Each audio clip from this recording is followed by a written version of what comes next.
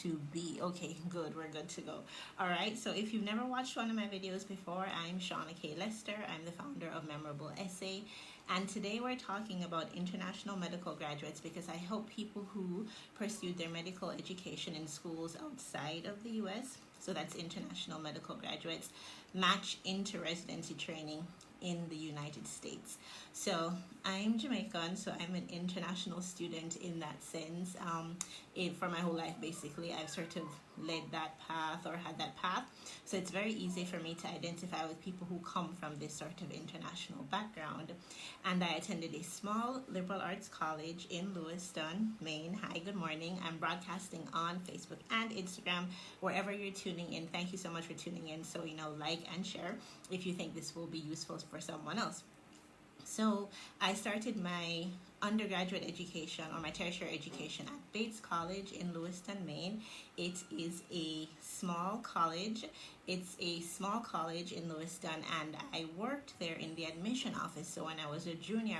And that was really my introduction to understanding how somebody can be completely fabulous but not know what to say when they're applying for something, and really because of that miss out on an opportunity. So if you've heard me talk before, you've probably heard me talk about this one young man who, hi there, hi Annabelle, thanks for joining, hi Sandra.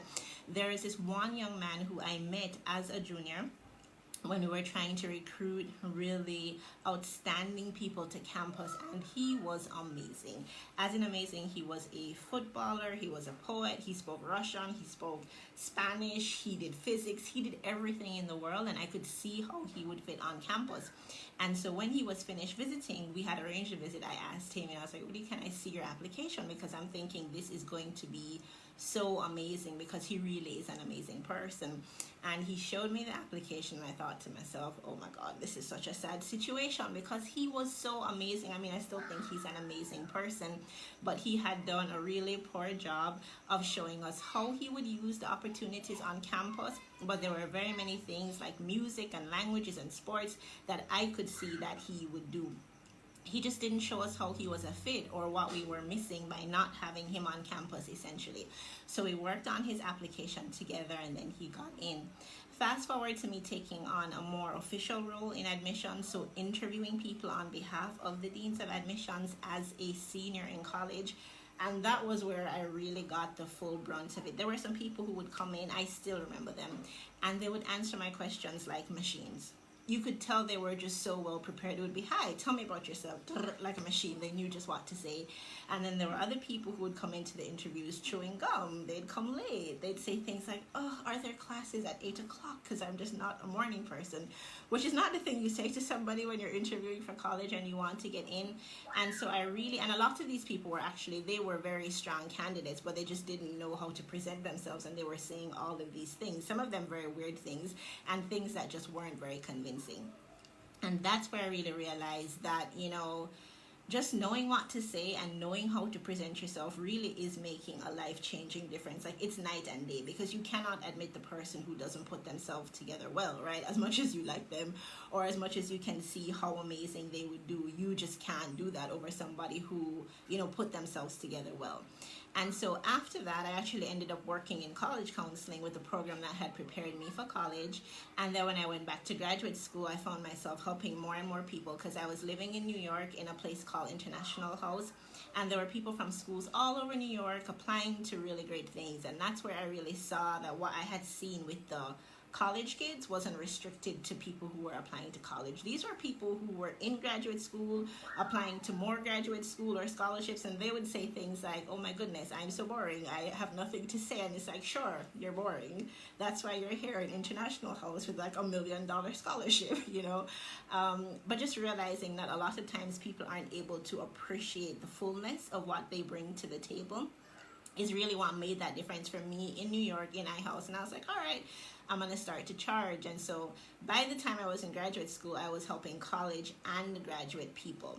How did I get to working with international medical graduates in particular? And if you're watching, this is your peep that this might actually become, the full-time lane for a long time, is that one of my best friends was applying to residency in the US some years after I had started doing that. And when I really mean like one of my best friends, like one of my best friends in the world. And to see somebody go through all of those things, hey Darren, to see somebody go through, you know, the high school studying. If you're from the Caribbean, you're probably familiar with the concept of extra lessons, driving up and down, going to extras for all those years, applying to medical school, getting into medical school, realizing that you want a little bit more than what your region or your current, you know, setting has to offer, and going after that. And she kept saying to me, you know, I don't have anything to write about. And in my head, on one level, I'm thinking, but most of the most interesting medical stories I've heard in my life are from you.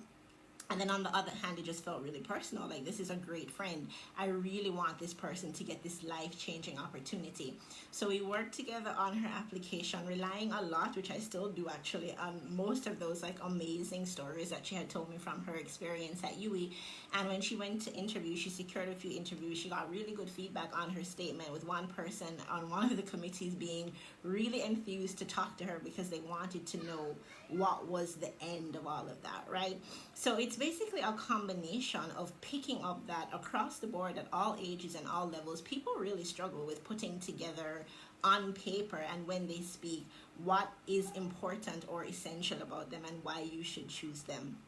And that's the reason why I work with IMGs, right? So we're looking at a match rate of, you could consider it like 6 out of every 10 IMGs who will match, compared to 9 out of 10, you know, US seniors, AMGs, you know, sort of situation. So when you're looking at those percentages, you really, you know, you need to be strong, you need to come strong. And I just feel like everything over the years in terms of helping people articulate, hi there Dwayne, helping people articulate what's special about them and why they should be chosen, is just, it's really helpful to be able to do this for a group of people who are making, you know, really strong strides for themselves and essentially for humanity. It's a life of really great service. And that's the way that I'm able to work with IMGs and to help them, to help you to, first of all, identify all of the things that you have already experienced. They're not new things. What are all of these experiences and these achievements that shows that show that you're really like the bomb, like you're a good person to have on your team? Then how do we put it together in a way that shows, hey, if you don't have me, you don't have this great thing, right? Because I'm the only person who brings it, and that's what we do. All right, so I'll be doing some more, like lots more live videos as we get closer to the match opening on September 15. If you're working on your application, all the best with that. If you're still doing steps, you know, I know lots of people are still out there trying to do these exams. All the best, and definitely just remember that, you know, you're needed, right? Which is why this is open to you. So definitely just go ahead and give it your best. All right, so if you found this video helpful in terms of understanding my journey to working with IMGs, and we'll be talking about more things in the weeks to come, definitely please like, please share, and, you know, share it with your colleagues and with your friends, and have a great weekend. All right.